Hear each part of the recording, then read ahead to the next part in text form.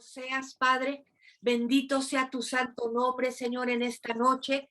Queremos darte gracias, Padre, porque tú siempre tienes palabra para nosotros, Señor. Queremos darte gracias, Padre, porque esta Navidad estamos aquí, Señor, todavía en la tierra, Señor. Yo no sé si para el año que viene sea el arrebatamiento, Señor. Tú no diste ninguna fecha, solo tú hablaste de señales, de cosas que nosotros teníamos que observar y que tu venida estaría cerca, Señor.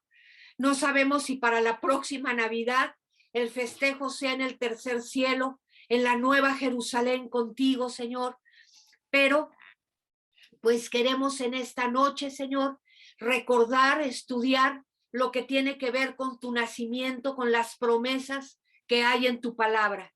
Gracias en el nombre de Jesús. Amén. Ok, hermanos, pues nos quedamos la semana pasada hablando que la palabra alegría es una palabra muy mencionada, ¿verdad? En el libro de Isaías. 24 veces la encontrarás en este libro. Esta obra será sobrenatural de Dios, muy parecida a la liberación de la nación por medio del juez del señor Gedeón, ¿verdad? Cuando pues vencieron a los madianitas. Ahí está en Jueces 7, la historia del 1 al 24. Nosotros estamos viendo Jueces, así es de que va a llegar un momento en que vamos a estudiar a Gedeón y cómo él, por medio de Dios, venció a los madianitas. Isaías 10:26, hermanos, dice: y levantará Jehová de los ejércitos azote contra él como la matanza de Madián en la peña de Oreb, y alzará su vara sobre el mar, como hizo por la vía de Egipto. Así como Dios defendió al pueblo judío de Egipto y de Madián y de los moabitas y de todos los que se han querido levantar contra el pueblo judío, el Señor se va a levantar poderoso, ¿verdad? Dice, será como quitarse una carga de la espalda. En ese tiempo, después de que el Mesías hijo venga, los arreos de guerra serán destruidos porque no se necesitarán en su reinado de paz universal. ¿Ok? Vamos por favor a Isaías 2, del 1 al 4, y vamos a leer lo que dice ahí. Dice, lo que vio Isaías, hijo de Amós, acerca de Judá y de Jerusalén.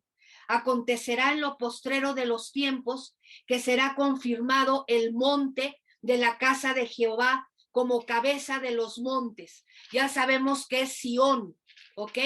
Y será exaltado sobre los collados y correrán a él todas las naciones. ¿Hasta dónde dijimos? Hasta el 4.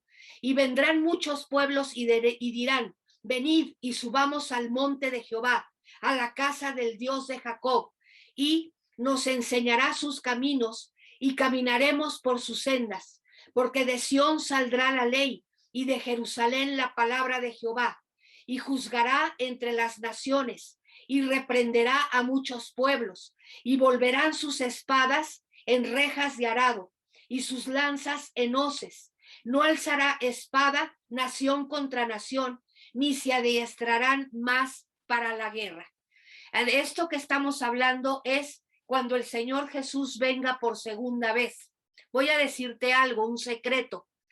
Como nuestros cuerpos ya fueron glorificados por el arrebatamiento, o sea, tu cuerpo ya no es el que tienes ahorita, es un cuerpo que va a poder viajar a la velocidad de la luz, ¿verdad? Entonces, cuando tú quieras, vas a poder llegar a Jerusalén, al monte de Sión, y entrar donde esté el Señor y ver al Señor y quizás sentarnos a escuchar sus enseñanzas. De esto habla esta parte de Isaías. Ya no va a haber necesidad de tomar el avión, de tomar el barco, sino que tú te vas a poder transformar con ese cuerpo glorificado que el Señor te va a dar el día del arrebatamiento de la iglesia. Es algo que tú debes considerar, que no habíamos considerado.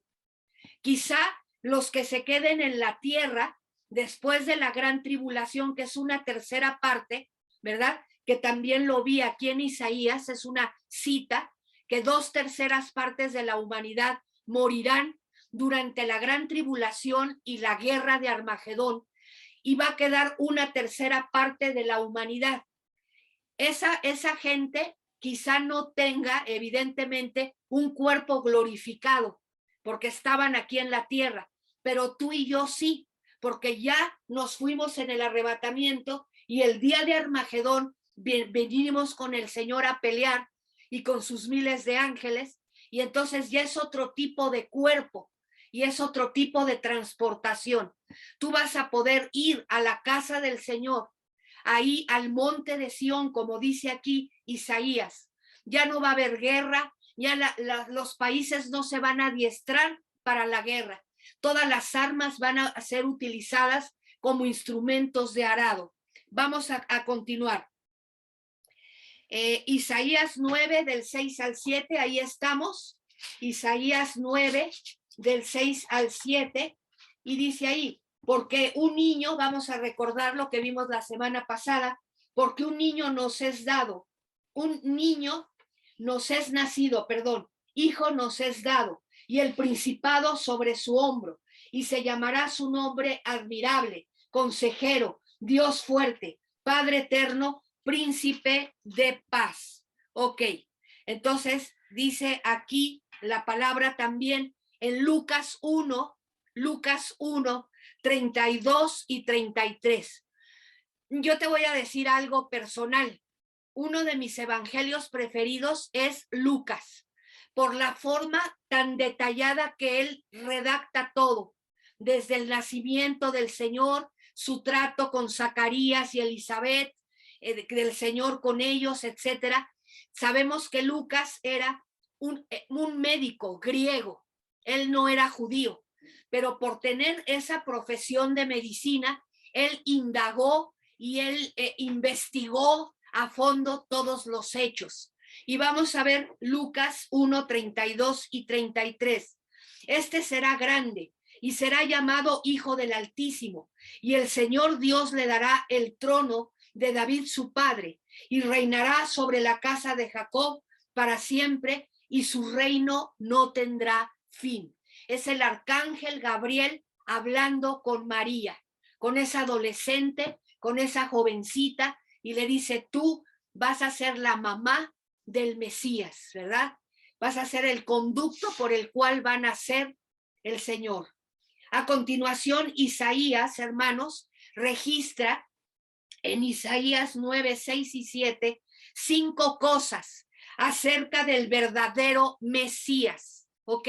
Miren, hace poco, hermanos, salió un Mesías en Israel. Quiero que escuches esto. Salió un Mesías en Israel y los judíos ortodoxos traían aquí a ese Mesías. O sea, yo lo vi en el internet hace unos meses. Y te voy a platicar algo.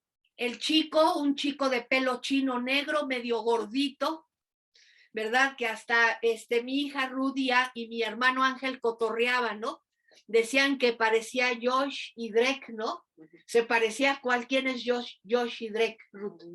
Bueno, al gordito, uno es el gordito y el otro no es el gordito. Bueno, muy parecido al programa de Josh y Drake. Bueno, pues te voy a platicar algo.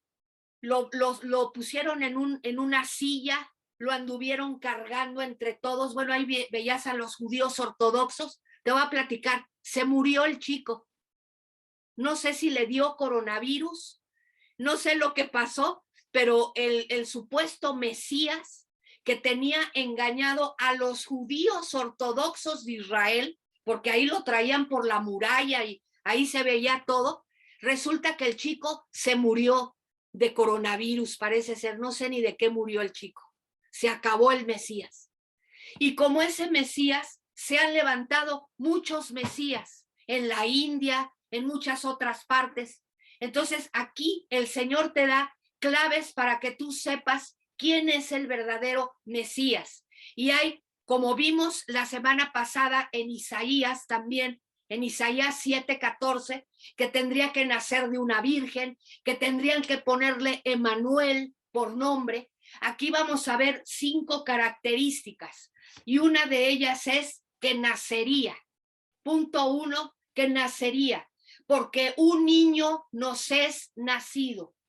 La implicación dada a modo de paralelismo es que ese niño, el hijo, debía nacer en la nación de Israel. Entonces, número 1 es que el Mesías tenía que nacer dentro del pueblo judío. Y como yo te platico, Jesús pertenecía a la tribu de Judá. ¿Por qué? Porque María venía de un hijo del rey David que se llama Natanael. Y José, el carpintero, aunque no tenía que ver genéticamente con el Señor Jesús, pero fue su padre adoptivo, también venía de Salomón.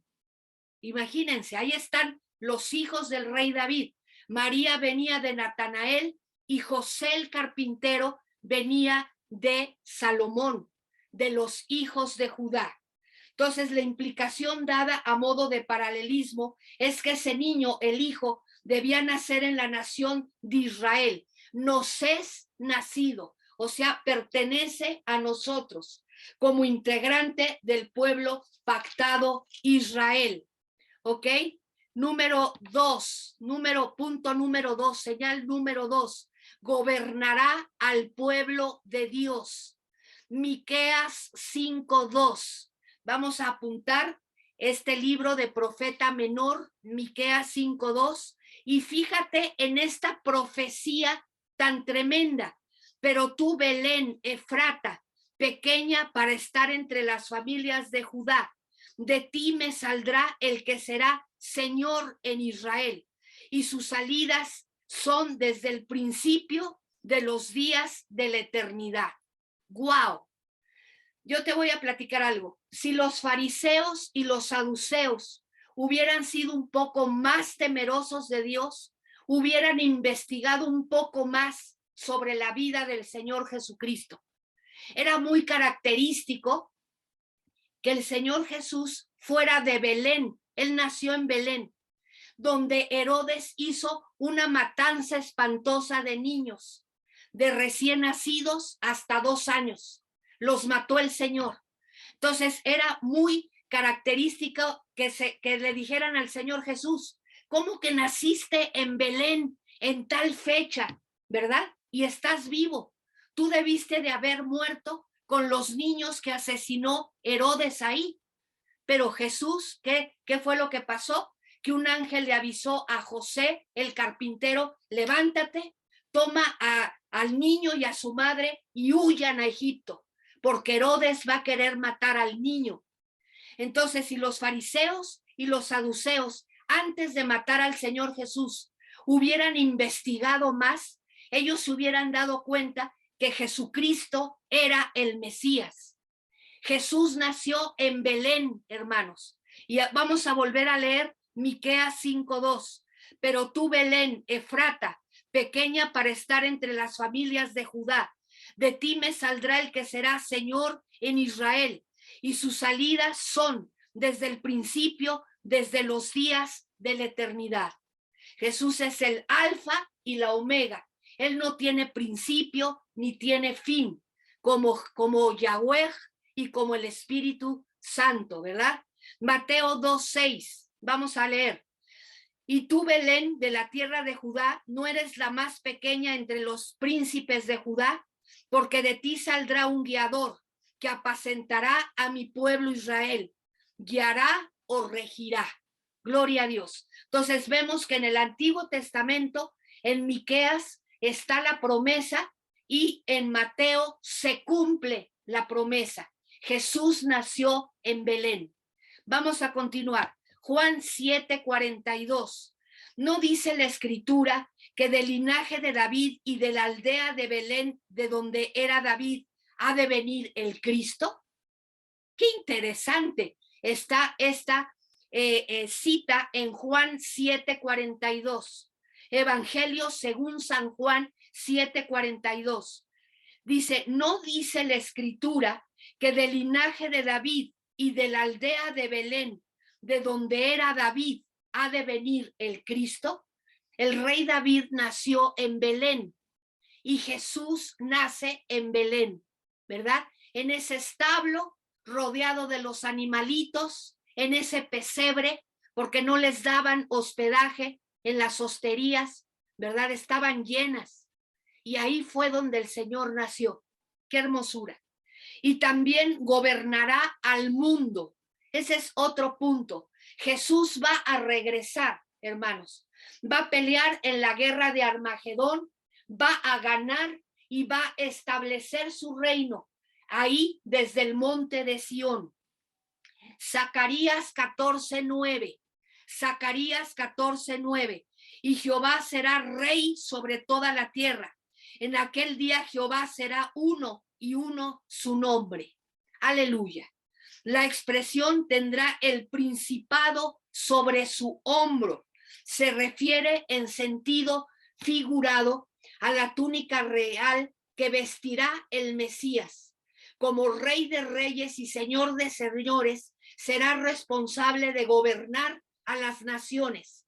En el tiempo de Isaías, los líderes de Judá eran incompetentes para gobernar al pueblo.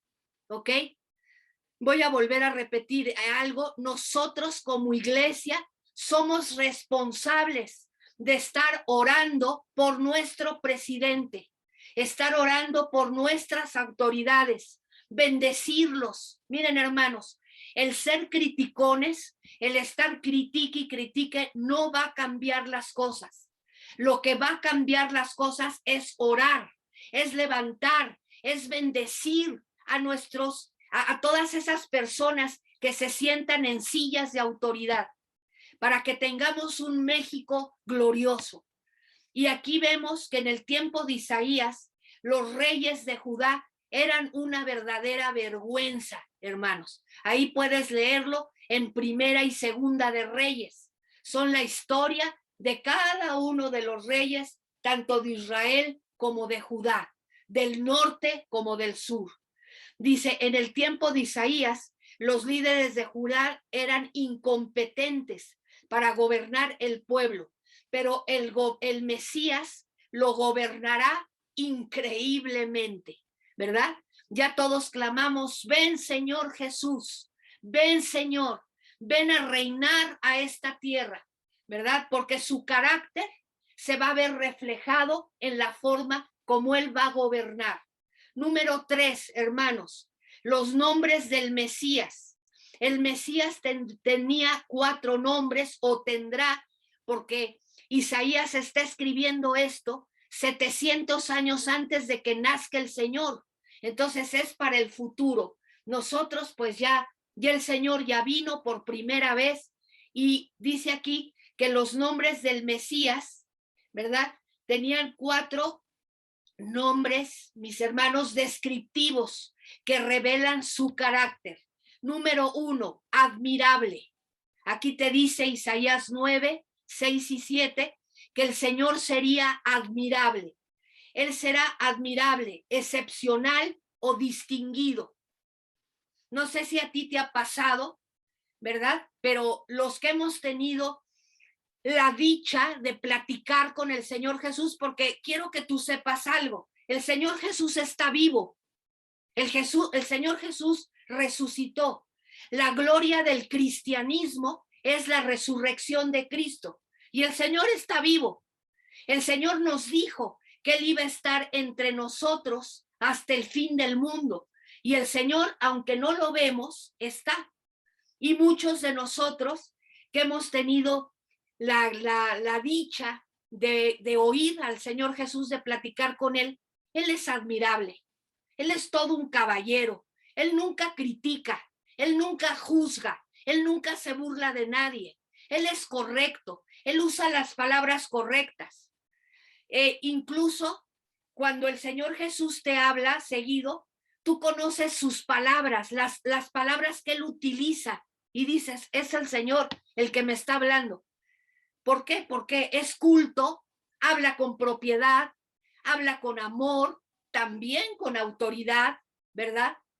Yo jamás lo he escuchado burlándose de alguien, criticando a alguien, hablando mal de alguien.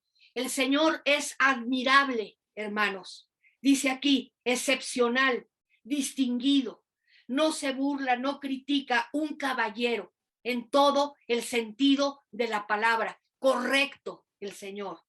Número que sigue, consejero. Ahí dice Isaías 9 que el Señor es consejero de la nación y del mundo entero. El pueblo lo escuchará con gusto, con agrado, por ser la mayor autoridad. ¿Por qué los fariseos y los saduceos le tenían tanto coraje al Señor? Porque la gente seguía al Señor en su ministerio. Lo que hablaba, lo que hacía, lo que decía, era con autoridad. Los demonios se le sujetaban al Señor. Las personas eran sanas y la enseñanza que él daba era tremenda. Entonces, él es consejero de la nación y del mundo entero. El pueblo lo escuchará con gusto, con agrado, por ser la mayor autoridad. En el reino mucha gente está ansiosa por escuchar que el Mesías les enseñe los caminos de Dios, los misterios de Dios, como fueron las parábolas, ¿verdad? Eran los misterios del reino de Dios, enseñados de una forma especial. Vamos a Isaías 2:3, por favor. Dice, y vendrán muchos pueblos y dirán, venid y subamos al monte de Jehová, a la casa del Dios de Jacob, y nos enseñará sus caminos y caminaremos por sus sendas, porque de Sión saldrá la ley y de Jerusalén la palabra de Jehová. Yo no sé, pero yo creo que yo no voy a salir de ahí, hermanos. Yo quiero estar con el Señor Jesús en ese reino milenial. Yo no voy a salir de Jerusalén, quiero estar ahí junto al Señor y sentarme ahí en el suelo y escuchar lo que Él tiene que enseñarnos. Va a ser tremendo. Y lo que Él nos ha enseñado hasta el día de hoy, por eso tenemos su palabra. Muy bien, vamos al siguiente, Dios fuerte. Este nombre simplemente significa que es otra vez. Este nombre simplemente significa que es semejante a Dios, un héroe. Isaías nos habla en su libro que el Mesías es alguien que hace cosas que nadie puede hacer. Isaías da a entender que el Mesías pertenece a la deidad. Lo que te está diciendo aquí con Dios fuerte es que Jesucristo es Dios, ¿verdad? Manifestado corporalmente, manifestado en carne, pero es un Dios que va a hacer cosas grandes. Como por ejemplo, cuando escucho la canción de esa mujer que tocó el manto del Señor y fue sana de un flujo de sangre de 18 años. Durante 18 años ella había tenido ese flujo de sangre y había gastado todo lo que tenía en médicos, en medicamentos, en doctores, y no había sido sana hasta que tocó el manto del Señor. Dice que en ese momento ella fue libre de su azote. Y hay una canción, pues, de Juan Carlos Alvarado que canta esta canción increíble, ¿verdad? Del milagro que hizo el Señor. Entonces, Dios fuerte, este nombre simplemente significa que es semejante a Dios, un héroe. Isaías nos habla en su libro que el Mesías es alguien que hace cosas que nadie más puede hacer. Isaías va a entender que el Mesías pertenece a la deidad. Isaías 9, del 2 al 5. Gozo, alegría, libertad, sanidad, luz, todo lo que tú necesitas, el Señor te lo puede dar. Vamos al siguiente punto, Padre eterno. Mucha gente se confunde con este título del Mesías. ¿Cómo puede ser que el Hijo sea el Padre? Se deben considerar varias cosas. Por ser la segunda persona de la Trinidad en su naturaleza, el Mesías es Dios. Por tanto, posee todos los atributos de la deidad incluyendo su eternidad, su paternidad. Jesús es nuestro Padre, ¿ok? Puesto que Dios es uno, aunque existen tres personas, el Padre, el Hijo y el Espíritu Santo. El título Padre Eterno, expresión idiomática que se usa para describir la relación del Mesías con el tiempo, ¿ok? La segunda persona de la Trinidad es la única, hermanos, que se puede relacionar con el tiempo que nosotros vivimos. Acuérdense que nosotros estamos en tres dimensiones. La nueva Jerusalén, el tercer cielo, tiene 4 dimensiones. Y la segunda persona de la Trinidad, Jesús, el Hijo, Jesucristo, el Hijo de Dios, el Hijo del hombre, ¿verdad? Él se relaciona con el tiempo. No con los otros miembros de la eternidad pasa esto, sino nada más con el Hijo. Se dice que el Mesías es eterno, es el alfa y el omega, el principio y el fin. Al Padre se le llama el anciano de días. Cuando el Antiguo Testamento habla del anciano de días, también Apocalipsis, ahí sí te habla del Padre. Pero cuando nos está hablando de Padre eterno, está hablando de Cristo Jesús. Y esto es nuevo, es interesante. Vamos a ver Daniel 7:9, por favor. Daniel 7:9. Y dice aquí, estuve mirando hasta que fueron puestos tronos y se sentó un anciano de días, ¿verdad? Cuyo vestido era blanco como la nieve y el pelo de su cabeza como lana limpia. Su trono llama de fuego y las ruedas del mismo fuego ardiente. Aquí te está redactando a Dios el Padre, sentado en un trono con una túnica blanca, con un pelo blanco, con una barba blanca, y el trono arde en fuego y tiene unas ruedas el trono. Eso significa que todos los designios de Dios se van a cumplir. El Señor nunca se echa en reversa, nunca se echa para atrás, sino que siempre va hacia adelante. Lo que Él ha dicho lo va a cumplir. El Mesías será un gobernante paternal. Quizá Isaías tenía presente la promesa que el Señor le hizo a David acerca de la perpetuidad del reino que Dios prometió establecer por medio del linaje davídico. El Mesías descendiente del rey David cumplirá la promesa que el pueblo de Dios ha estado esperando. El tiempo más glorioso, hermanos, del pueblo judío fue cuando vivió David, el rey David.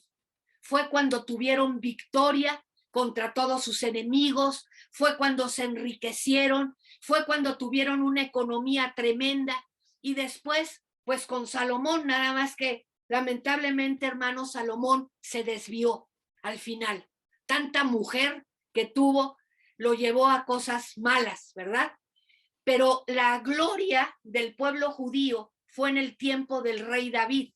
Y ellos están esperando que venga el Mesías para volver a tener ese tiempo glorioso, ¿ok? Como en el tiempo del rey David. Por último, vamos a ver príncipe de paz. Dice, el que traerá y mantendrá la época de paz milenial, cuando el pueblo tenga una relación adecuada con el Señor. Escucha bien esto. ¿Cuándo va Israel a tener paz? Cuando tenga una relación adecuada con el Señor. ¿Por qué les han pasado tantas cosas? Porque no han sido muy tercos y miren, yo amo a los judíos porque ahí nos reflejamos nosotros, pero ha sido un pueblo de dura cerviz, ha sido un pueblo que no ha buscado al Señor como tiene que buscarlo, por eso hay tanta guerra, tanto ataque contra ellos, ¿ok? El que traerá y mantendrá la época de paz milenial cuando el pueblo tenga una relación adecuada con el Señor. Cuando tú y yo tenemos una relación adecuada con el Señor, hay paz en nuestro corazón, aún en los momentos más difíciles.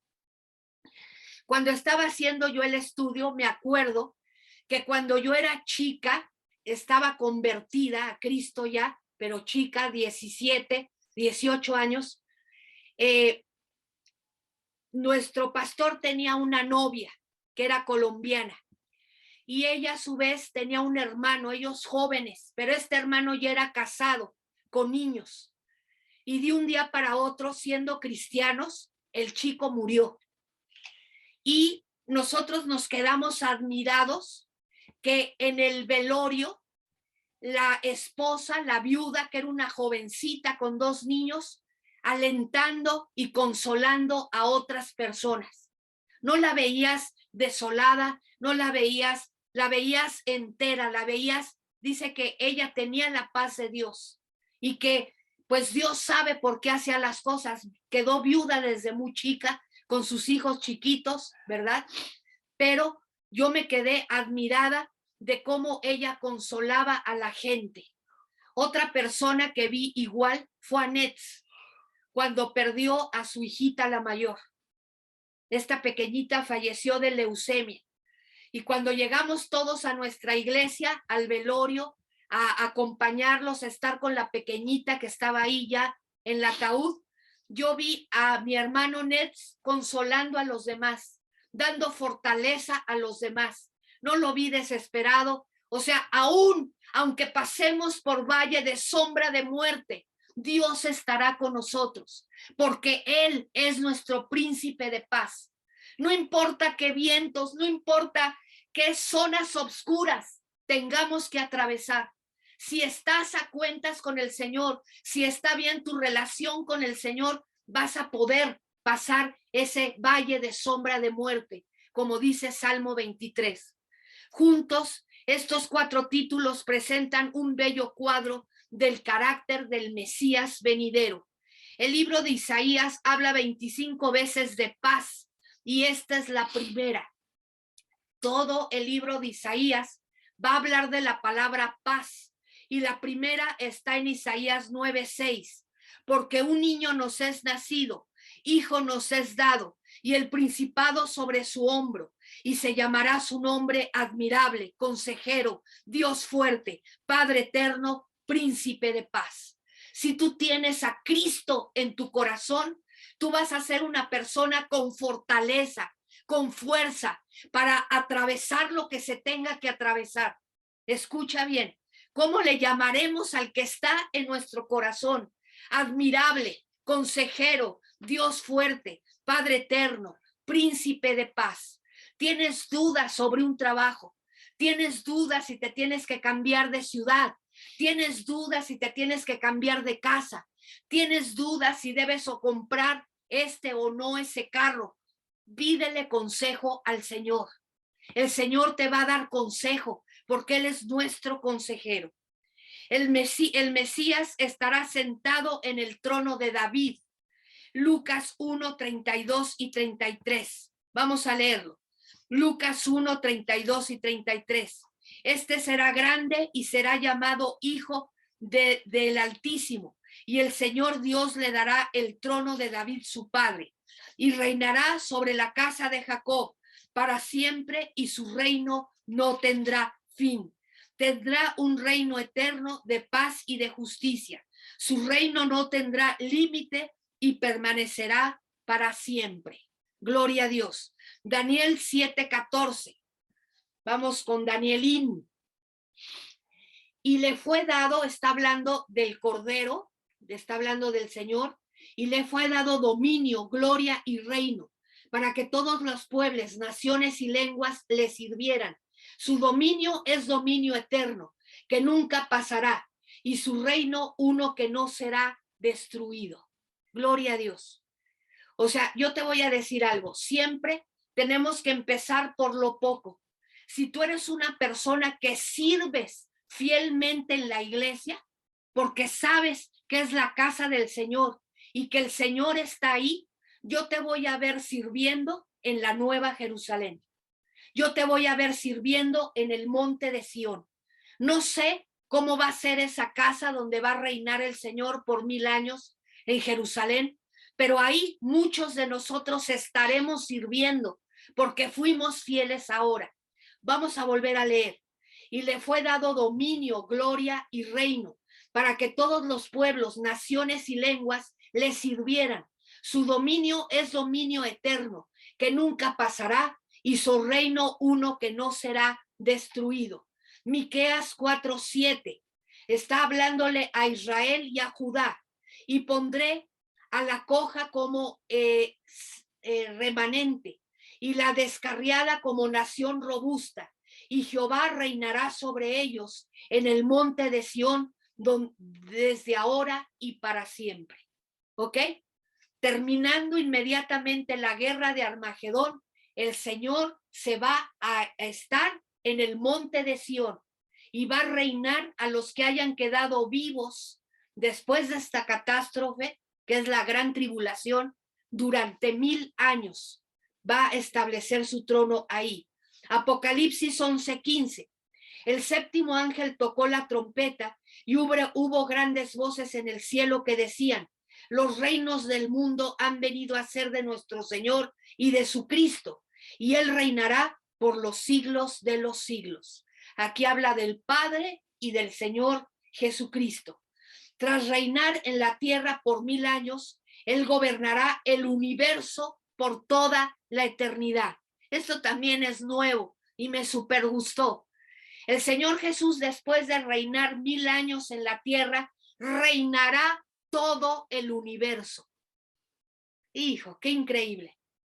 Dice, tras reinar en la tierra por 1000 años, Él gobernará el universo por toda la eternidad. Él mantendrá la justicia y su gobierno. Se conformará al carácter santo de Dios y sus demandas. ¿Ok? Ya el universo ya no va a estar ahí el pentágono de Satanás, ni los ángeles caídos que están en el segundo cielo y desde ahí operan, ¿verdad? Para hacer cosas terribles aquí en la tierra y ahí en el cielo. Ahí siempre hay guerra en el segundo cielo, hermanos. Pero después de los 1000 años de Cristo, el Señor va a tomar hasta el universo y Él va a gobernar ahí con las reglas de Dios. Dice, todo esto se logrará por el celo de Jehová y sus demandas.